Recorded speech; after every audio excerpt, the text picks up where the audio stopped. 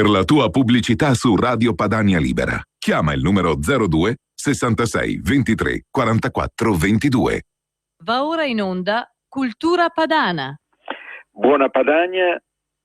buona Ausonia, capirete perché buona Ausonia oggi, da Andrea Rognoni. Oggi parliamo del parallelismo possibile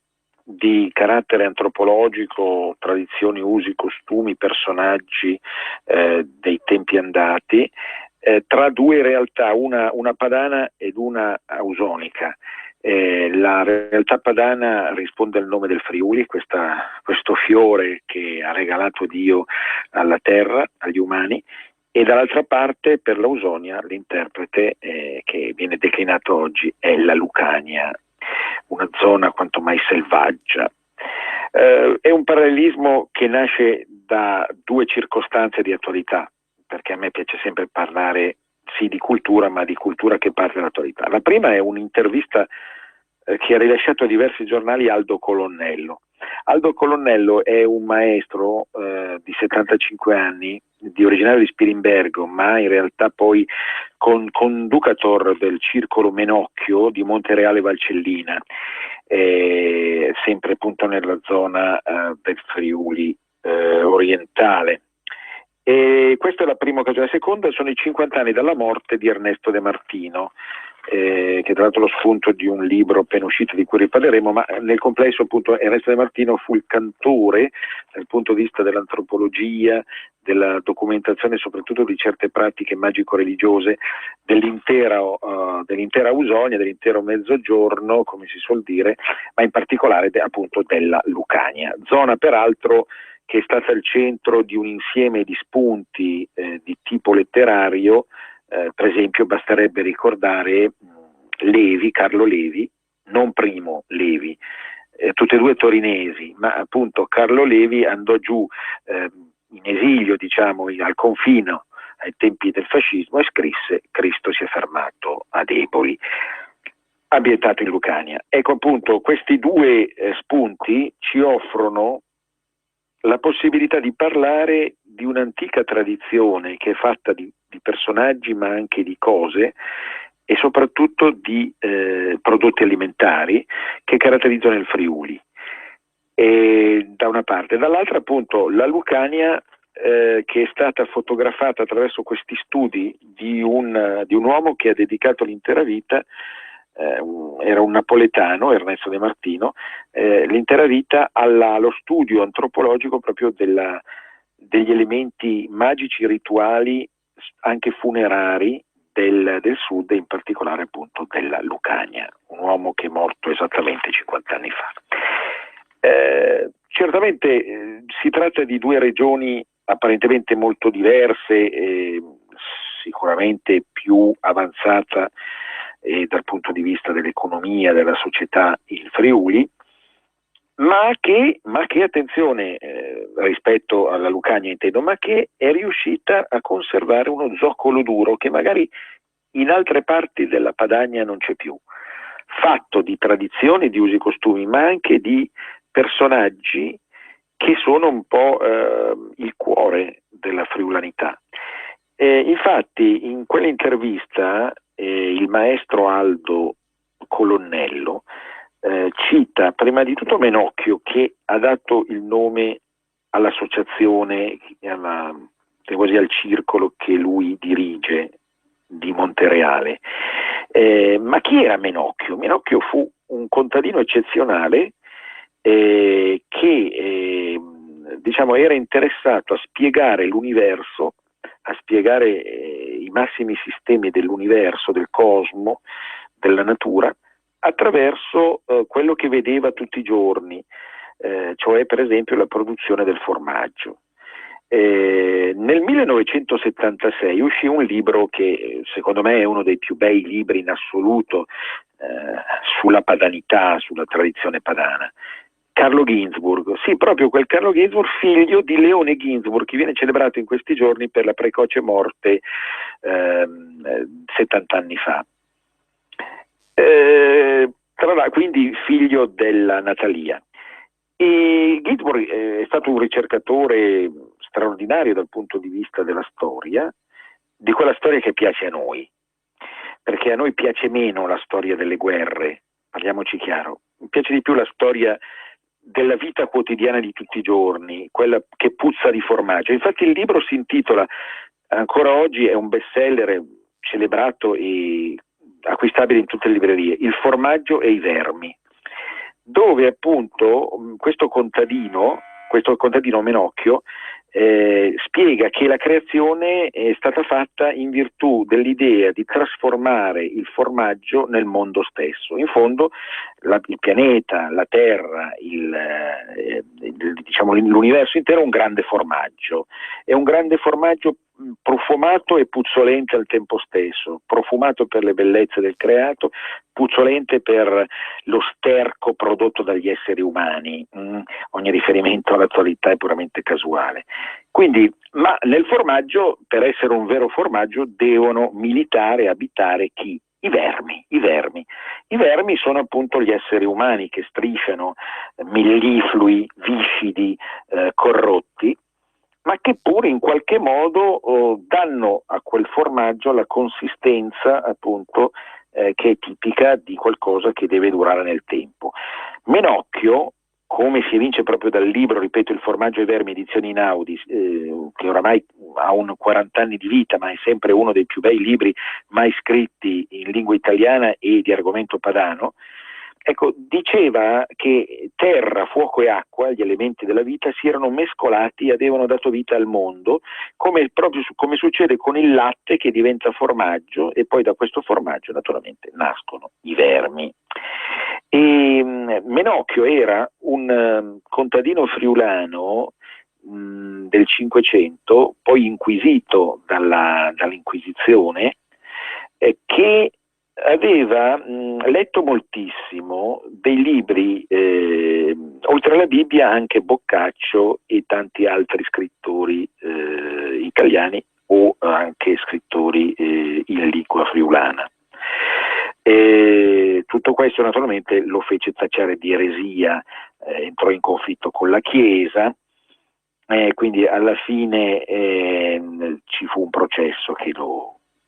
fece andare all'altro mondo. Quindi l'eresia di Menocchio è rimasta nella storia del Friuli come un esempio di una cultura eccezionale, a metà fra quella popolare e dotta, che parte dal basso per arrivare verso l'alto, che è un po' il segreto della Padania, l'abbiamo detto tante volte. La cultura padana vera non è mai una cultura di pura erudizione, ma è una cultura che nasce proprio dall'esperienza di tutti i giorni, per raggiungere anche l'erudizione, per non escluderla, perché il mondo popolare nel quale al quale siamo ancorati, però protende le sue mani, le sue braccia, i suoi rami verso il mondo dotto, in un dialogo che è poi la quintessenza della nostra stessa trasmissione, ma poi più in generale appunto del padanismo. Pensate che il mugnaio di Montereale, Menocchio appunto, fu mandato a rogo nella piazza principale di Portogruaro all'inizio dell'agosto del 1599, né più né meno siamo in quegli anni del grande Giordano Bruno, che fu bruciato sul rogo a Roma, ma era una cultura ausonica quella di Bruno, che poi era entrato in contatto con il resto del mondo. Se noi andiamo avanti nel tempo, troviamo altri due eretici che sono friulani e che si portano dietro una specie di maledizione, anche se è una maledizione fortunata, perché sono diventati famosi scrivendo dei libri. Parliamo di Pierpaolo Pasolini, che era nato a Casarsa della Delizia e aveva scritto anche delle poesie in mare lenghe straordinari, a parte che Pasolini è sicuramente uno dei più grandi poeti dell'Europa, che l'Europa abbia mai avuto, ma al di là di questo, e poi al di là ovviamente della vita piuttosto sbracata e perversa, però sicuramente lui senza il Friuli, senza le sue radici friulane non sarebbe diventato grande come lo è diventato, nel bene e nel male. La terza persona è Mauro Corona, vivente. Mauro Corona è un po' il cantore della Carnia, della zona montuosa il suo regno è a Erto, la bella località a pochi passi dal Vajont e dalla diga del Vajont, che appunto andò a farsi, come si dice volgarmente, un po' all'ausonica fottere poco più di 50 anni fa. Bene, Corona è diventato famoso con i suoi libri sulla vita dei contadini, dei montanari, soprattutto il rapporto col legno, il rapporto con gli alberi, la natura, eccetera, eccetera. Su Corona si possono pensare tante cose. È indubbio che specie l'ultimo Corona è il frutto così del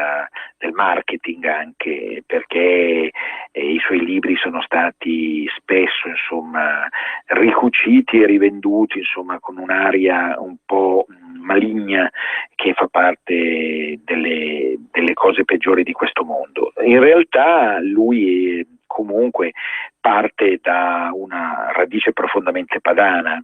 che magari lui stesso non riconosce perché non si sente padanista, ma è indubbio che il pittore, lo scultore boscaiolo, appunto, che ha scritto tantissimi libri di successo e va spesso in TV, è figlio, se non altro, appunto, di una cultura, di un mondo che a noi è sicuramente molto, molto, molto caro. È molto anticonformista in alcune cose, la sua battuta l'uomo è cattivo di per sé, io odio le guerre perché non portano a nulla, in questo sono d'accordo con voi, ma ricordate, la guerra ce l'abbiamo dentro, la guerra siamo noi. Quelle frasi insomma su cui bisogna riflettere tantissimo. Ecco, questi tre personaggi,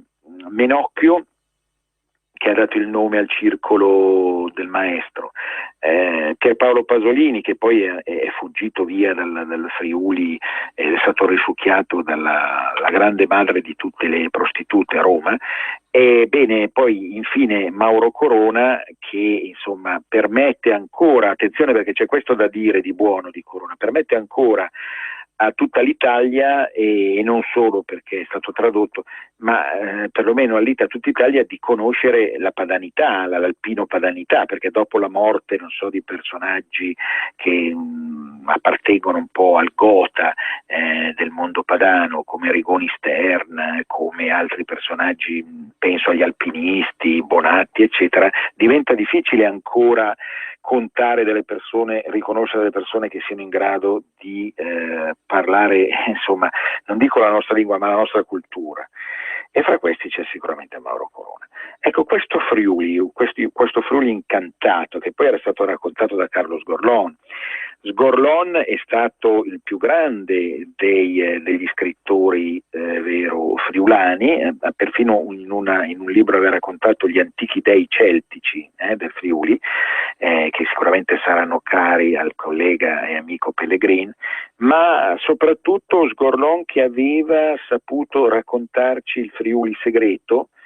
senza ricorrere a Menocchio, ma facendo una specie di grande coro. È stato chiamato coro padano non a caso, appunto, per la capacità di contrapporlo al coro greco, e quindi ritornare a una sorta di mitologia che è una grande mitologia del mondo intero, ma è soprattutto la mitologia della nostra Padania orientale. Ecco, Sgorlon anche lui è morto da un po' di anni, e questi personaggi che vi ho indicato oramai non si vedono più in giro con tanta facilità. Meriterebbe di essere più conosciuto anche il maestro Aldo Colonnello, che avrebbe tanto da raccontare, e se potesse poi essere intervistato anche in televisione, al di là delle interviste che ha rilasciato, ripeto, recentemente. Quindi questo Friuli noi ce lo sentiamo molto vicino, non è quello che vi raccontavo la volta scorsa di Grado, che pure è interessante dal punto di vista naturale, però Grado, Lignano sono poi insomma la faccia più mondialista oramai, internazionale mondialista del Friuli, ma c'è una faccia ancora molto intima, raccolta, che passa attraverso questi personaggi, e non solo, perché poi ce ne sarebbero tantissimi altri, ma non sempre riescono ad avere successo perché come sono in qualche modo censurati, sono obliati dalla televisione, che ovviamente di questi argomenti non vuole più parlare. Non è un caso che il libro di Ginsburg uscì nel 76, cioè proprio nel periodo di massimo splendore di quel proto-padanismo, che non era un padanismo ancora cosciente, non era un padanismo politico, era un padanismo strettamente identitario, ma era un padanismo criptico a cui contribuivano tantissimi studiosi, interpreti,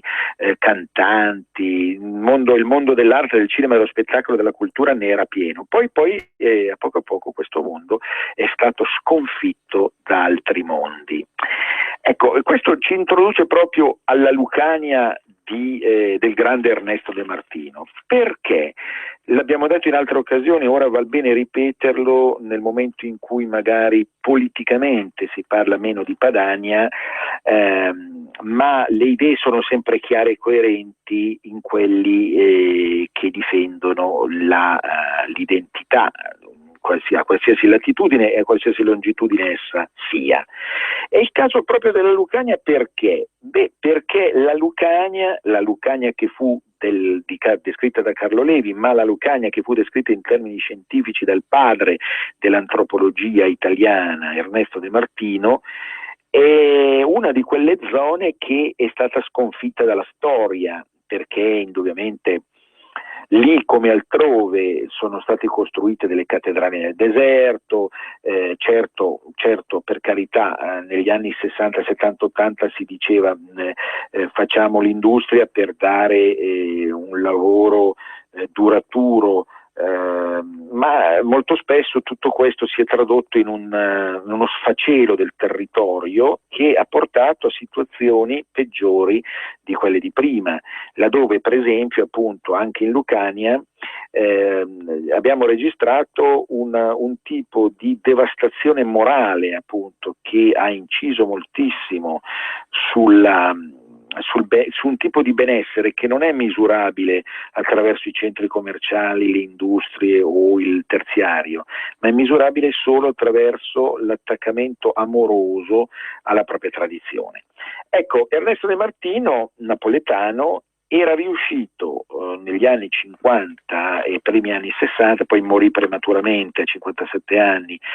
proprio esattamente mezzo secolo fa, nel maggio del 65, ecco, era riuscito in nome dell'antropologia, una disciplina che è stata anche quella molto ridimensionata dai mass media, quando invece è veramente la regina delle scienze umane. Ecco, era riuscito a raccontarci attraverso una ricerca rigorosa, la vita tradizionale del Sud. Quel Sud che poi non è più passato, è stato obliato e dimenticato. Non è vero che i padani non amano il Sud, al contrario, amano il Sud autentico, come amano la Padania autentica, amano quel Sud che è il Sud vero, che non è contraffatto, che non è diventato una macchietta cinematografica come tanti film del tipo Benvenuti al Sud o di questo genere,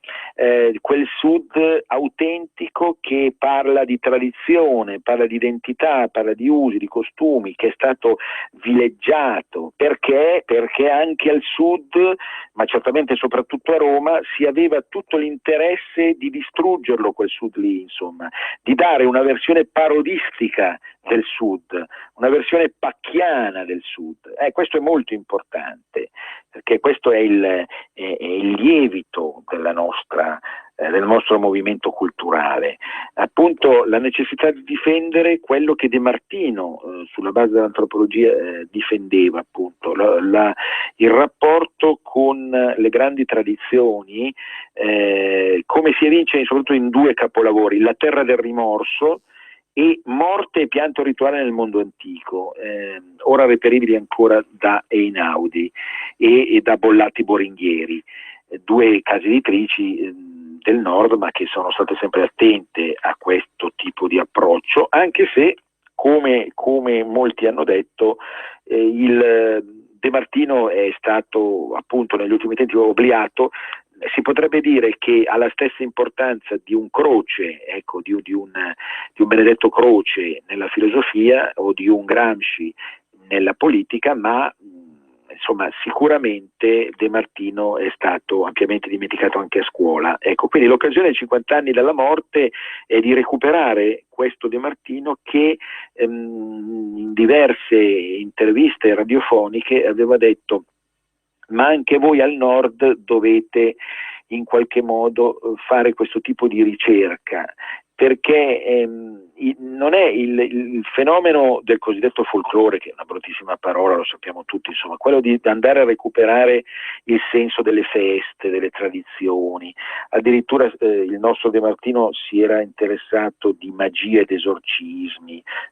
tutto quello che volete, niente a che fare con le stupidaggini che vedete nelle televisioni private di oggi. Ma ecco, tutto questo è possibile riscontrare a qualsiasi latitudine se noi veramente vogliamo ricostruire l'Italia vera, ecco, che è un insieme di popoli, talvolta anche molto diversi, ma non per questo impossibilitati a convivere. Quello che importa è recuperare quello zoccolo duro che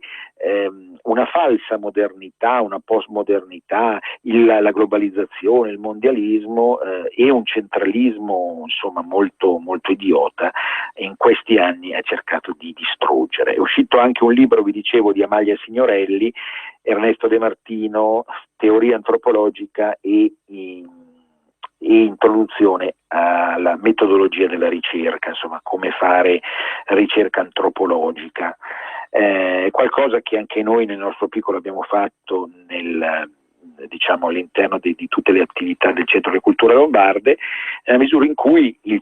nostro centro è proprio insomma la risposta, se vogliamo, del Nord nei primissimi anni 2000 del Nord a tutta quell'antica tradizione del Sud. Quindi in un certo senso siamo noi che abbiamo dato soddisfazione all'antica richiesta di Ernesto, del professor De Martino, perché appunto anche al Nord abbiamo costruito qualcosa che al Sud avevano costruito prima in Sardegna, perché i sardi sono arrivati sicuramente prima ancora che i lucani o diciamo i campani. Ecco, quindi la terra del rimorso, morte, pianto rituale, soprattutto la località in provincia di Matera che studia in tutti i suoi aspetti è Tricarico. A Tricarico è anche il paese di Rocco Scotellaro, che è il poeta che scrisse L'uva puttanella, uno dei capolavori, ecco, di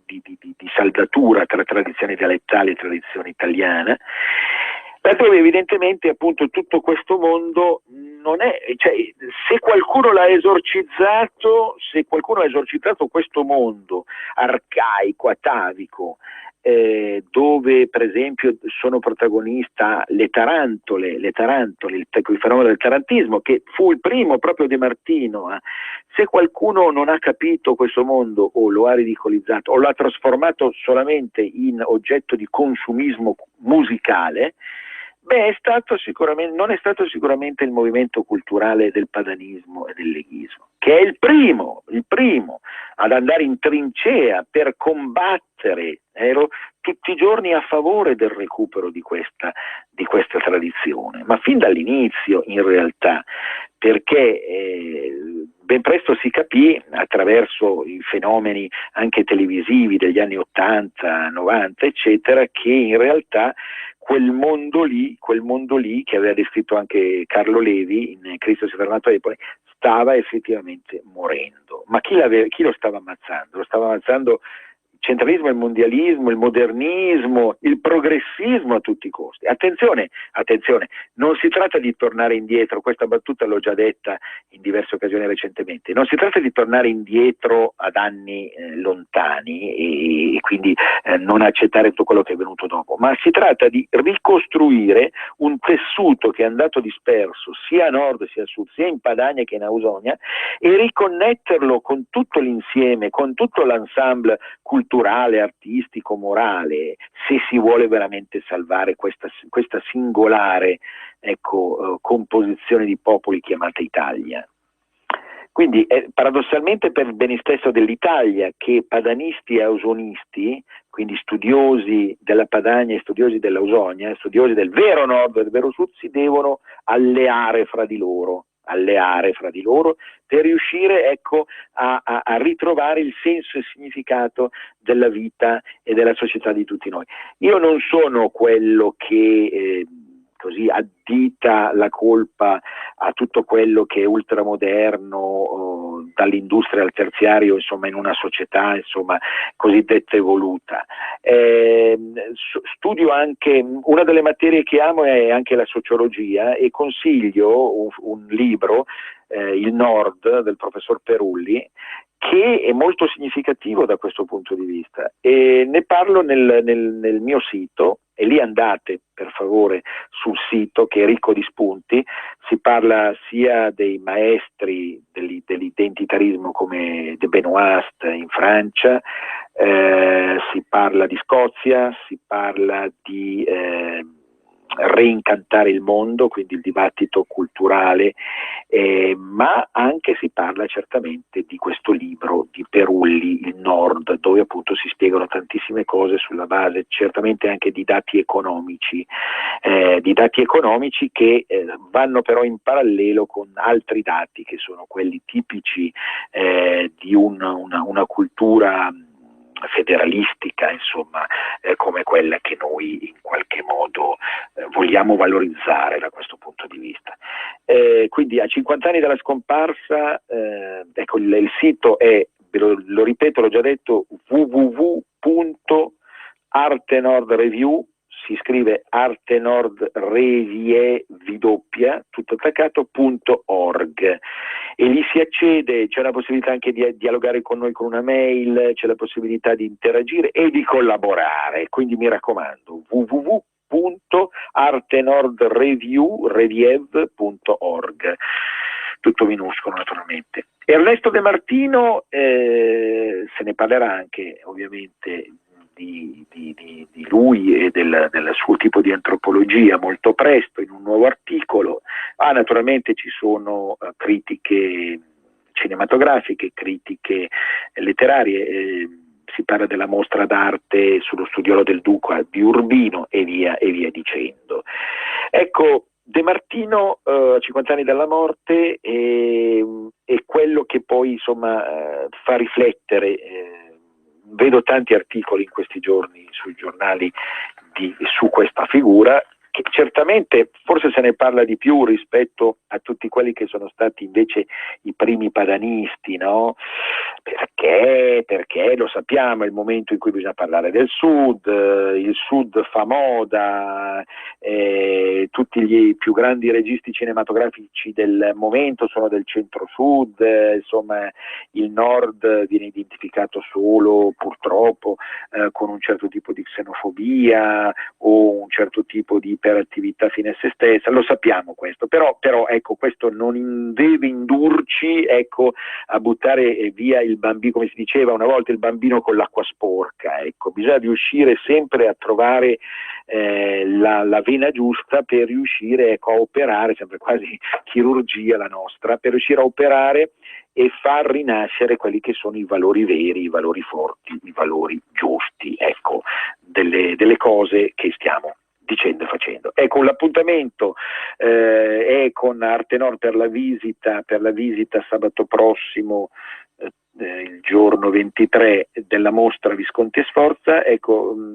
già tanti gli iscritti, ma chi ancora volesse iscriversi, 02 4009 0888, 02 4009 0888, un'occasione unica per meditare sui valori dell'arte, delle radici lombardi, del 300 e del 400. Ringrazio peraltro ancora tutti quelli che sono venuti il 9 maggio scorso alla passeggiata, alla riscoperta da Milano celtica, romana e medievale, al centro ovviamente della città ambrosiana.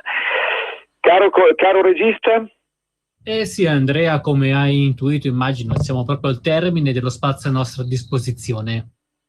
Benissimo, io ringrazio chi ha avuto la pazienza di ascoltarmi, rimando a sabato prossimo, tra l'altro appunto presto o sabato o lunedì verranno celebrati i 100 anni dall'entrata in guerra dell'Italia, avremo modo insomma di commentare anche il ricordo di quell'evento. Un grande abbraccio padano a tutti, Venezia risorga Venezia per sempre, a risentirci. Avete ascoltato Cultura Padana. Ceniamo fuori stasera? Conosco